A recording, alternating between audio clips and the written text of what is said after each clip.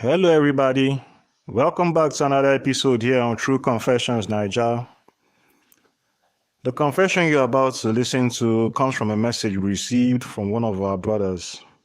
And the message reads like this. Good day, Uncle Ori. Hello, guys. My name will remain anonymous, but what I'm about to share with you is my confession. I'm an Uber driver, and let me tell you, being an Uber driver is not for the faint-hearted. People think it's just about picking up passengers, driving, and dropping them off. But no, every day brings a new challenge, a new face, a new story, and sometimes things that you can't even explain to anyone. I've seen things in this job that shook me, things that kept me awake at night, things that made me question myself, my morals, and even my future. One night, I got a request from Soweto to Santon. I didn't think much about it. I just accepted like I always do. When I got there, two beautiful young women got into my car. At first, I didn't want to know their business, so I just switched on the radio and focused on driving. But very quickly, I began to overhear their conversation. They were not just going out for fun. No, they were on a mission. They were talking about going to Santon to look for rich men. They even mentioned using certain oils, what they called lucky oils, that would make them get men and make the men find them irresistible. These girls had traveled all the way from Soweto just to sit at certain clubs in Santon where wealthy men hang out, pretending to be innocent, beautiful, little kittens, and according to them, that's how they get clients for the night. I tried to ignore, but one of them looked at me through the rear view mirror and asked, "Driver, do you mind if I apply my oil now? We are late, and normally we do it outside the club." I thought she was talking about perfume, so I just shrugged and said, "No problem." But what happened next almost made me crash the car. The lady opened her small handbag, pulled out a tiny bottle, and then she opened her legs wide. I froze. As I looked through the mirror, I realized these women were practically naked underneath their tight dresses. No underwear, nothing. They started applying this oil on their legs, on their arms, even on their private parts. My heart was beating so fast, I accidentally pressed the brake instead of the accelerator. I was just in my early 20s at that time, still very young, still naive in many ways. I had seen women before, but nothing like this. These girls look like the Instagram models you see online. Perfect bodies, long nails, flawless makeup, and here they were in my backseat, almost naked, rubbing this strange oil everywhere. It was the longest ride of my life, and before we even got to Santon, they pulled out what they called special panties for the night, changing right there in my car, like I wasn't even there. I couldn't even understand how my young mind managed to keep driving. When I finally dropped them off, I just sat in the car for a while, confused. I didn't know whether to laugh, cry, or pray.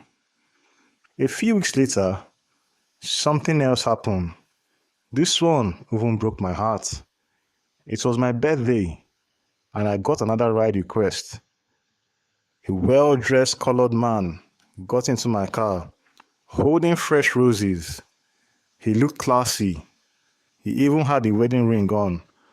Out of curiosity, I asked if the flowers were for his wife. He smiled and said, "Yes, it's our anniversary." I admired him in that moment, thinking, wow, at least some men still know how to love their wives. But then he added another stop. I accepted, and guess who entered the car? A young girl, 16, barely even grown. My heart sank. The way they greeted each other, it wasn't father and daughter. No, this man, this husband, this supposed family man was cheating on his wife with a teenager. Inside the car, he pulled out a wad of cash and handed it to her.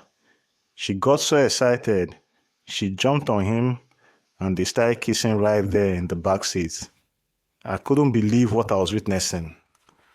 And to make matters worse, when I dropped them off, it wasn't at a restaurant. No, it was at a lodge. I knew exactly what was going to happen there. I drove away with a heavy heart. The image stayed in my mind for a long time. But my wildest experience didn't stop there. One evening, I picked up a woman in her 40s. She was dressed nicely, carried herself well, and honestly, she looked good for her age. The moment she sat in my car, she looked at me and said, "You are my type." I laughed nervously, thinking she was just joking. But then, she pulled out a six-pack of beer and said she wanted company. She opened one, started drinking, and then she began telling me her story. Her husband was in jail for murder. She told me he had a side chick living in Hillbrow and he was paying her rent. One day, he walked in and caught that girlfriend with another man, a man younger than him.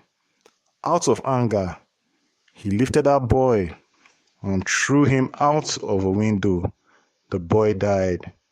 That's how her husband ended up in prison.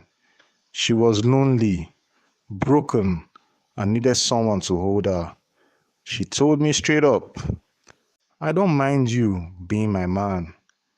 I wanted to refuse.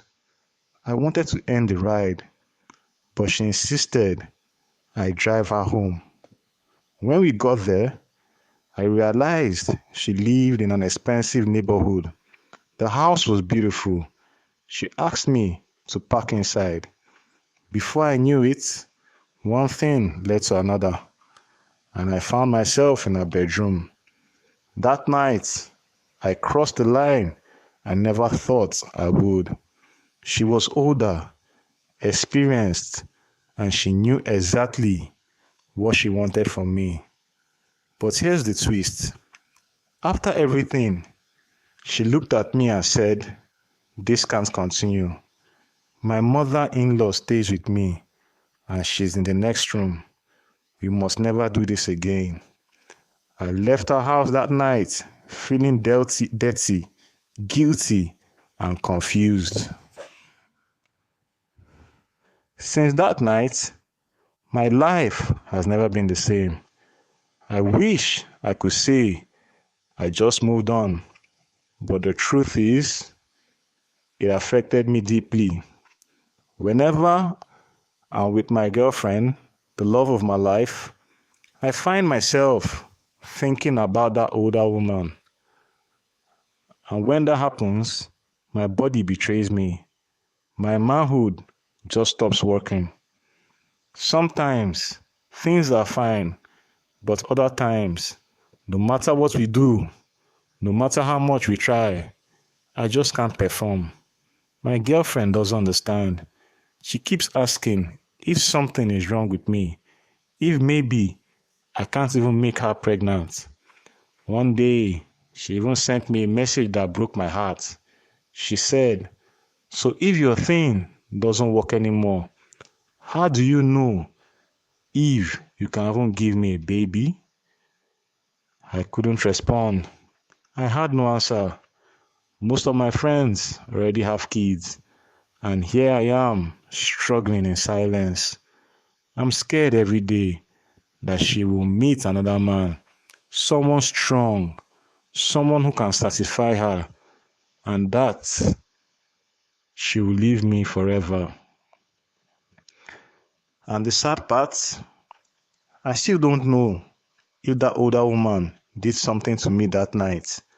Sometimes I wonder if it was just guilt eating me alive or if she used something on me. But whatever it is, my life has not been the same. So here I am, confessing. I'm just a young Uber driver trying to survive. But the things I've seen, the things I've been through, they have left scars I don't know how to heal. If you're listening to me right now, please learn from my mistakes. Not every experience is worth it. Some doors once opened cannot be closed. Thank you for giving me this opportunity to share my confession. I'll be reading your thoughts and feedback in the comments. Dear listeners, right there was a message that was sent to us by one of our brothers. Let us try to talk to him in the comment section and give him some advice. Things they really happen for this our world. Now wow.